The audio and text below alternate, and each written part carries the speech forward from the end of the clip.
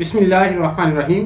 D fellows, आइए आज का लेक्चर शुरू करने से पहले रब्बे ज़ुल जलाल की बारगाह में एक दफ़ा फिर मुल्तजी हों कि मौला करीम हमें ऐसे सजदों की तौफीक अता फरमा कि जिससे खिदमत खलक का जज्बा बढ़े। डी फेलोस, आज हम टॉपिक टेकअप करने जा रहे हैं वो है 5 रेट्स। डी फेलोस, ये जो 5 रेट्स हैं, मैंडामस, प्रोहिबिशन, सरशरारी, कोवरंटो और हेबियस कार्पस, इनको आज हम डिस्कस करेंगे। लेकिन इनको डिफाइन करने से पहले 2-3 चीज़ें मद्देनजर रखना बहुत ज़रूरी है।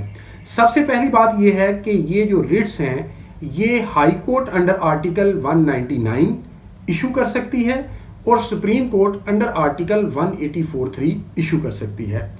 नंबर 2, हाई कोर्ट जब ये इशू करेगी तो उस वक़्त उस पर कुछ कदगने हैं। उनमें से पहली कदगन ये है कि हाई कोर्ट इसके पास सू मोटो पावर नहीं है, यानी ये सू मोटो ऑन इट्स ओन इशू नहीं कर सकती, जबकि सुप्रीम कोर्ट 184(3) के तहत सू मोटो ऑन इट्स ओन अपनी जुरिस्डिक्शन इन्वोक करते हुए इनको इशू कर सकती है। तीसरी बात इसके अंदर ये है कि जब आप इन रिट्स को इन्वोक करते हैं अंडर आर्टिकल 199 तो आपको अपना लोकस स्टैंडाई स्टैब्लिश करना ज़रूरी होता है। हर रिट का मुख्तलिफ लोकस स्टैंडाई है, इसकी डिटेल में मैं नहीं जाऊंगा, 199 के अंदर ये बातें लिखी हुई हैं। जबकि सुप्रीम कोर्ट के अंदर जब हम इन रिट्स को इन्वोक करते हैं तो आपको लोकस स्टैंडाई एस्टैब्लिश करना ज़रूरी नहीं होता, कोई भी शख्स जो है वहाँ पर जाकर इसको इन्वोक कर सकता है। चौथी बात इसके अंदर ये है कि ये जो जुरिस्डिक्शन है हाई कोर्ट की और सुप्रीम कोर्ट की, ये एक्स्ट्रा ऑर्डिनरी जुरिस्डिक्शन है। मीनिंग देयर बाय कि जब इन रिट्स को आपने अदालतों से रिक्वेस्ट करनी है कि ये इशू किए जाएं तो आपने पहले ये बात इस्टेब्लिश करनी है कि हमारे पास जितनी भी एडिक्वेट रेमेडीज़ अवेलेबल थी हमने वो एग्जॉस्ट कर ली हैं। अब उन रेमेडी से हमारा रिड्रेसल ऑफ ग्रीवियंस नहीं हुई, इसलिए हमने इस अदालत का दरवाज़ा खटखटाया है। डी फेलोस, अब अगर हम रिट ऑफ मैंडामस की तरफ सबसे पहले आए तो रिट ऑफ मैंडामस, एक बात और इन रिट्स के मतलब याद रख लें कि ये पांचों की 5 रिट्स हेबियस कार्पस के अलावा बकिया 4 रिट्स जो हैं ये गवर्नमेंट के अगेंस्ट इशू होती हैं, और जो हेबियस कार्पस है ये किसी प्राइवेट शख्स और गवर्नमेंट दोनों के अगेंस्ट जो है वो इशू हो सकती है। अब जब इनको हम पढ़ते हैं डेफिनेटली ये 199 और 184(3) के सेक्शंस आर्टिकल्स के अंदर ये बातें नहीं लिखी हुई, यानी इनके नाम नहीं लिखे हुए।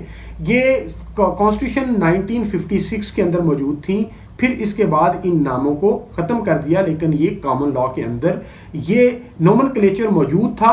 नोमेनक्लेचर हमने यूज़ नहीं किया, लेकिन इसके स्पिरिट को आर्टिकल 199 और 184(3) ने इस्तेमाल किया है, तो उसी तरह हम कॉमन लॉ से इन नामों का इस्तेमाल कर रहे हैं।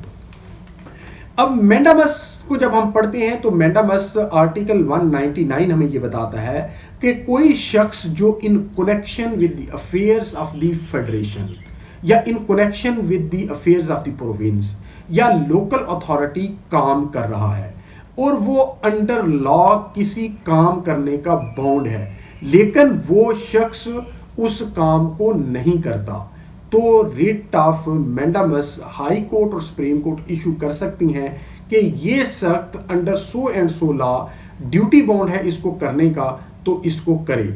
इसकी मिसाल एक जो आम फहम मिसाल है वो मैं आपको देता हूं। अगर आपकी FIR लॉज नहीं होती, आपने नीचे ex officio justice of peace की जुरिस्डिक्शन को इन्वोक किया और उसने डायरेक्शन पास कर दी, लेकिन आपकी FIR लॉज नहीं हुई या इवन डायरेक्शन नहीं पास की, आपने रेमेडी को एग्जॉस्ट कर लिया, लेकिन आपके ग्रीवियंस की अपने मुताबिक रिड्रेसल नहीं हुई, तो आप हाई कोर्ट के पास जा सकते हैं कि जनाब ये SHO साहब अंडर सेक्शन 154 जो CRPC लॉ है उसके तहत ड्यूटी बाउंड है कि अगर कॉग्निसेबल ऑफेंस जो है वो रिपोर्ट हो तो FIR उसकी लॉज करे, तो ये नहीं कर रहा तो ये मैंडामस उसे डायरेक्शन दी जा सकती है कि वो ये काम करे। इसी तरह रिट ऑफ प्रोहिबिशन है। रिट ऑफ प्रोहिबिशन भी इसी तरह है कि अगर कोई शख्स with affairs of the federation, with affairs of the province या लोकल अथॉरिटी कोई काम करने का ड्यूटी बाउंड नहीं था या उसको परमिशन नहीं थी या वो इंटाइटल्ड नहीं था, वो इम्पार्ड नहीं था करने का, लेकिन इसके बावजूद वो कर रहा है, तो उसको अदालत से रिट जुरिस्डिक्शन के जरिए रोका जा सकता है।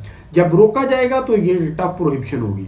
अक्सर आपने रिट्स देखी होगी कि लोग करते हैं कि पुलिस हमें हिरास कर रही है और इन्हें रोका जाए, ये लीगली इंटाइटल नहीं है कि हमारे घरों में दाखिल हों और चादर चारदीवारी का तकद्दुस पेमाल करें। सर्टन जो लॉ की प्रोविजंस हैं उसके मुताबिक डेफिनेटली पुलिस एंटर हो सकती है, लेकिन ये एक मौक़िफ़ की बात कर रहा हूं जो पिटिशनर अपनाता है हाई कोर्ट के अंदर। तो इस सूरत में अगर अदालत ये समझे कि वाकई ही ये कानून की खिलाफ वर्जी हो रही है तो उस पुलिस को रोक सकती है कि आप ऐसा ना करें, क्योंकि कोई कानून आपको इजाजत नहीं देता। तीसरे नंबर पे है रिट ऑफ सरशरारी।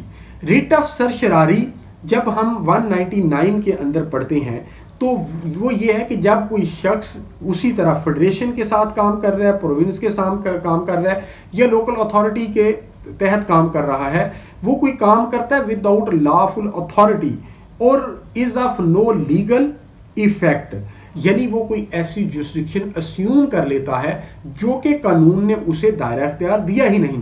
इसकी एक बड़ी बेहतरीन मिसाल समझने के लिए ये है कि जो रेवेन्यू ऑफिसर्स हैं वो जो रेवेन्यू का एक्ट है, लैंड रेवेन्यू एक्ट 1967, उसके तहत जो रेवेन्यू ऑफिसर है वो टाइटल के क्वेश्चन को, ऑनरशिप के क्वेश्चन को डिसाइड नहीं कर सकता।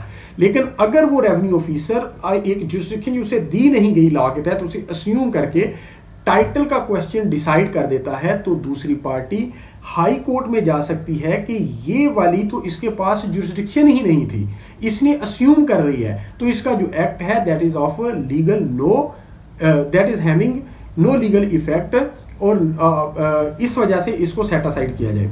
इसी तरह एक चंद दिन पहले एक जजमेंट आई कि जो सेकंड मैरिज अगर कोई शख्स करता था तो उसकी जो प्रोसीडिंग थी वो कंप्लेंट के तहत स्पेशल जुडिशियल मजिस्ट्रेट करता था, लेकिन जजमेंट आ गई कि ये चूंकि फैमिली लॉज के तहत है और फैमिली कोर्ट की जुरिस्डिक्शन है, तो ये जो काम कर रहे हैं ये विदाउट लॉफुल अथॉरिटी कर रहे हैं। अब अगर एसटीएम कोई ऐसा काम करता है तो उसको रिट के जरिए उसकी इस चीज को अनलॉफुल डिक्लेयर करवाया जा सकता है।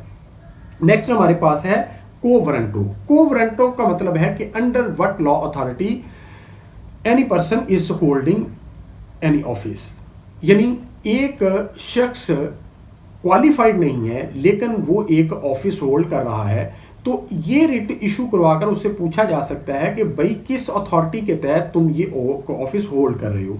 तमीजुद्दीन केस जो है मशहूर, उसके अंदर गवर्नर जनरल गुलाम मोहम्मद को यही रिट के जरिए पूछा गया था कि under what authority you are holding this office. इसी तरह हम डेली बेसिस पे देखते हैं, चेयरमैन नादरा को जब हटाया गया तो उस वक्त भी यही रिट इशू हुई थी।